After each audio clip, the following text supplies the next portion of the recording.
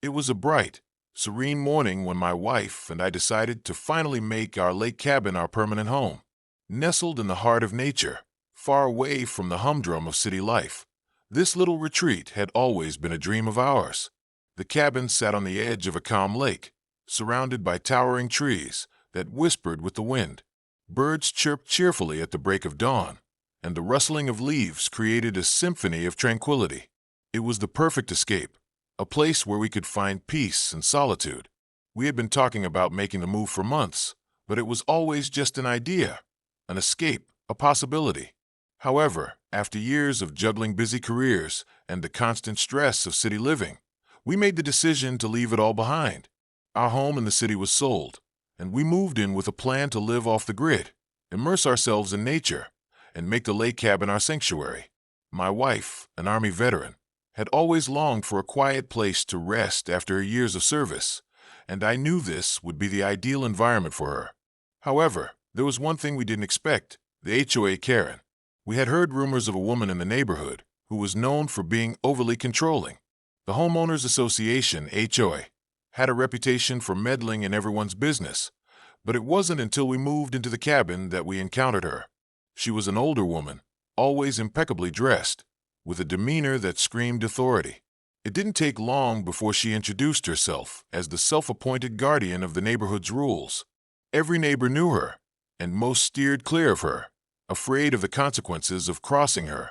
Our first encounter with Karen was just as unsettling as everyone had warned us.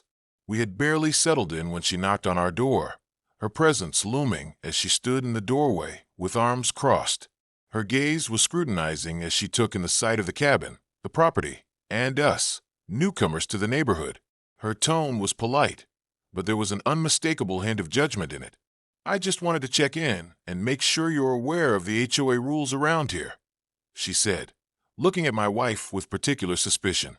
"We're aware, thank you," I replied, trying to remain calm, though I could feel the tension rising. "We're just here to enjoy the peace and quiet." But Karen wasn't convinced. Her eyes darted back and forth, as if inspecting every detail of our property. "Well, it's good to know that you're taking responsibility. I'll be around to make sure everything is in order." Her words lingered in the air like a threat. It was clear that she considered herself the enforcer of every rule and regulation, whether or not they were written down. My wife and I exchanged looks as she left, but we decided not to let her intimidate us.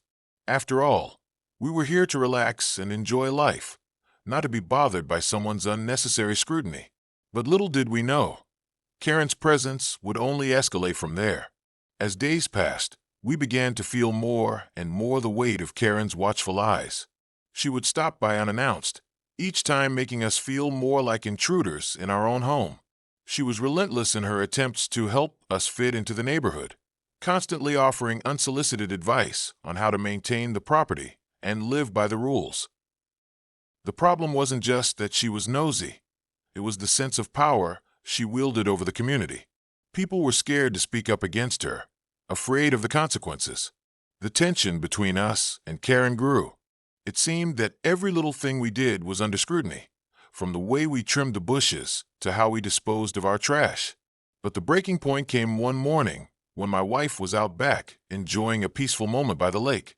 She had taken a chair to the water's edge, sipping her coffee and watching the ripples in the water. It was supposed to be a quiet morning, but Karen had other plans. Without any warning, Karen marched over, her heels clicking on the wooden deck. My wife, startled by her sudden appearance, stood up and greeted her with a polite smile. But Karen wasted no time getting straight to the point. "I see you've got a new chair there," Karen remarked, eyeing it as though it were an offense to the neighborhood's aesthetic. "Yes," my wife responded calmly. "I thought it would be a nice place to relax." Karen scoffed. "Well, as long as it doesn't become a permanent fixture, it's fine. Just remember the rules." My wife, already growing weary of Karen's incessant interference, nodded politely. She didn't want to escalate the situation, so she stayed calm. But inside, the irritation was building. This was supposed to be our peaceful retreat, not a battleground with a neighbor who was determined to impose her will on us. Karen turned on her heel and began walking away. But as she passed by, She muttered one final comment. "Make sure you don't forget about the HOA fees. It's mandatory," she said, not bothering to look back.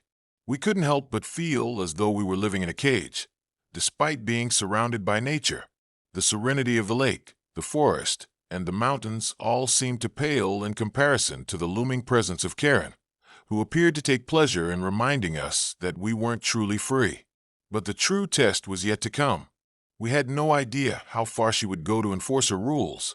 Little did we know, Karen was about to make an accusation that would bring the authorities into our peaceful haven, setting the stage for a confrontation that neither my wife nor I could have ever predicted. And the key to this confrontation would be a piece of identification that would stop Karen in her tracks, a military ID. The stage was set.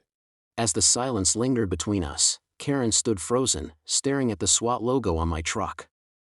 Her hand was still hovering near her phone, but it was clear she no longer had any idea what to do next.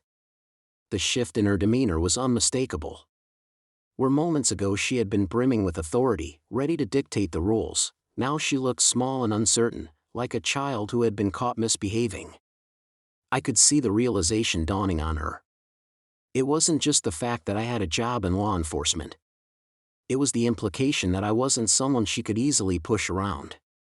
I wasn't just a random resident, no, I had the power to make her life difficult if I chose to, and she knew it. For a moment, Karen said nothing. Her gaze shifted from the SWAT logo to me and then back again, as if she were trying to process everything that had just unfolded. The authority she thought she wielded had evaporated, replaced with uncertainty. This wasn't the outcome she had expected. She had assumed that her position within the HOA gave her the power to call the shots, to make decisions about others' lives based on the smallest infractions.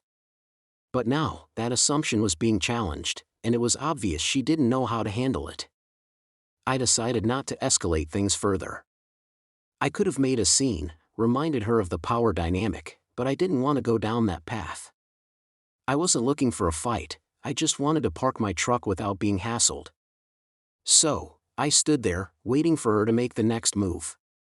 Finally, she broke the silence, her voice barely above a whisper. I didn't realize, Karen stammered, looking more flustered than I had ever seen her. I didn't know you were one of them? I finished her sentence, keeping my tone neutral, almost casual. She nodded sheepishly, her gaze falling to the ground. Yeah, I guess I jumped to conclusions, she admitted, still visibly flustered. I'm sorry. I gave a small nod, appreciating the apology but not fully accepting it yet. It's fine. But you need to understand that I'm not someone to be treated like that. You can't just throw your weight around without knowing who you're dealing with. People deserve respect, Karen, even if they don't fit the mold you're used to. Her eyes widened slightly at my words, as if they had struck a chord. I wasn't sure whether she fully understood the gravity of what had just happened, but it was clear that she wasn't going to push things further. She took a deep breath, exhaled slowly, and then spoke again. I wasn't thinking clearly. I'm used to dealing with residents who just let things slide, she said, her voice softening. But I shouldn't have assumed you would do the same. I nodded once more, this time more sincerely. Exactly. Everyone deserves to be treated with respect, Karen. Just because you have a position in the HOA doesn't mean you can steamroll over people whenever you feel like it. She seemed to understand that. Her shoulders slumped, the tension leaving her body. She wasn't going to make any more excuses. It was as if the realization hit her that her position of power wasn't an excuse for her behavior. It didn't give her the right to dictate or intimidate. I'm really sorry, Karen said again, her voice more genuine this time. I'll let you go. No tow truck, no more issues. Good, I replied, offering a slight smile. Let's just keep it that way. With that, Karen turned and began to walk away, but not before giving me one last look. It wasn't a look of disdain or anger, but rather one of acknowledgement. She had learned something today, and I could tell by the subtle change in her demeanor that she was going to be more cautious next time. Whether or not she would fully change her approach remained to be seen, but for now, I was content. As I climbed into my truck and started the engine, I felt a sense of satisfaction.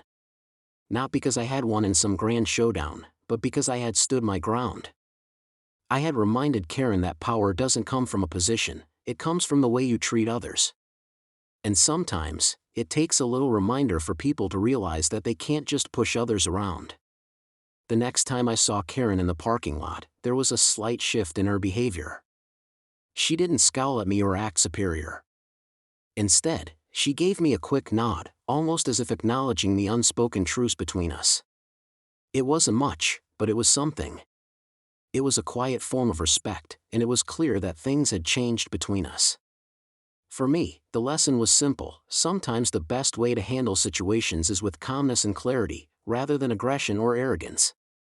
And for Karen, it was a lesson in humility, a reminder that no matter how small the infraction, we all deserve to be treated with decency. And as for the HOA, they never bothered me about parking again. Perhaps they realized that some battles aren't worth fighting, and that maybe, just maybe, they should reserve their energies for issues that actually matter.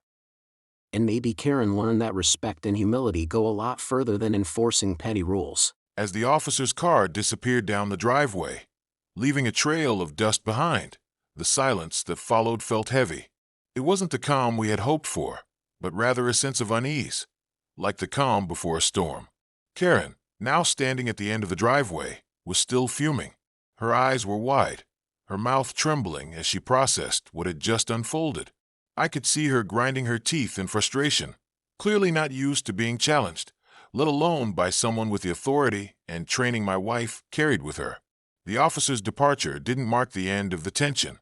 It only deepened the divide between Karen and us. We had already started to realize that Karen was far from an ordinary neighbor. She was the kind of person who would stop at nothing to get her way. Her need to control everything in her vicinity had become more than just an irritation. It was a battle for power, one she wasn't prepared to lose. As we stood in the doorway, watching Karen retreat to her house, my wife shook her head, letting out a breath she had been holding in for what felt like forever. "I don't understand her," she muttered. "This isn't just about the rules. She wants to make us feel unwelcome." I knew she was right. It had never been about petty infractions or violations. It was Karen's need to assert dominance over the neighborhood, to make everyone feel small in her eyes. That was driving her. And now, with the police involved, she had crossed a line. The thought of how easily she resorted to calling law enforcement over something so trivial made my blood boil. But what concerned me more was the fact that Karen was only getting started. This wasn't the first time she had stirred up trouble, and from what I had heard from a few neighbors, it certainly wouldn't be the last. She had a history of escalating things, of making mountains out of molehills, and it seemed that we had become her next target. As night began to fall and the shadows stretched across the lake, I couldn't shake the feeling that something else was about to happen. This wasn't just a simple neighborhood dispute. It was turning into something far more dangerous. Over the next few days, the tension between Karen and us simmered just beneath the surface. We stayed inside more often, avoiding any further confrontation. But Karen wasn't the type to let things slide. Every morning, without fail, we would find her walking her dog nearby, her gaze lingering on our cabin as though she were waiting for the smallest excuse to cause another scene. She was relentless, and each time she came near, it felt like an unspoken challenge hanging in the air. Then, one afternoon, as I was working in my study, I heard the familiar sound of car tires crunching on gravel. My wife, who was out on the porch, stood up as she saw Karen's car pull into the driveway again. This time, there was something different in the air. The usual air of annoyance was now tinged with something more serious, an underlying threat. Before my wife could react, Karen had already gotten out of her car, a grim expression on her face. My wife braced herself, but she wasn't going to let Karen intimidate her any longer. She walked out to meet her, her stance confident, her arms crossed in a defensive but composed manner. "You've got a nerve, coming back here again," my wife said, her voice steady but firm. Karen smirked, a calculated look on her face. "I think it's time we finish this," she replied. "I don't appreciate being made to look like a fool in front of the officer." The words hit hard, but my wife didn't back down. "If you think I'm going to apologize for something I didn't do, you're mistaken. I've had enough of you making my life difficult." Karen didn't respond immediately. Instead, she pulled out her phone, as if preparing to make another call. I was watching from the window, my heart starting to race as I realized she was about to take this a step further. She wasn't just upset. She was trying to escalate the situation again, this time, with no officer to stop her. Before she could dial the number, my wife quickly stepped forward, her voice rising. "If you call the cops again, Karen, I'll have no choice but to file a report for harassment. I'm done with this game." Karen froze, her fingers still hovering over the phone screen. There was a moment of silence, and for the first time, I saw doubt in her eyes. She had clearly thought that by calling the cops again, she would get her way, that the authorities would once again take her side. But this time, it wasn't going to be that easy. "Go ahead and call them," my wife continued. "But this time, the story is going to be different. I'm not letting you push us around anymore." Karen's gaze hardened, but I could see the uncertainty in her posture. For a long moment, neither of them spoke. Then, with a defeated sigh, Karen lowered her phone. "I'm not calling anyone," she muttered, before turning on her heel and storming back to her car. I could barely contain the sense of relief that washed over me as Karen drove away. It felt like a small victory, but I knew it wasn't over. Karen wasn't the type to just give up. She would be back, but now we were prepared. We knew that, if things escalated again, we had the tools to defend ourselves, not just legally, but emotionally as well. But the real question remained: how much more would Karen push before we had to take real action? This wasn't just a neighborhood issue anymore. This had become a personal battle. And in battles like these, it was never just about winning. It was about survival. Would Karen continue her harassment until she succeeded in driving us out? Or would she back down for good? I couldn't be sure. But one thing was clear: this was far from over.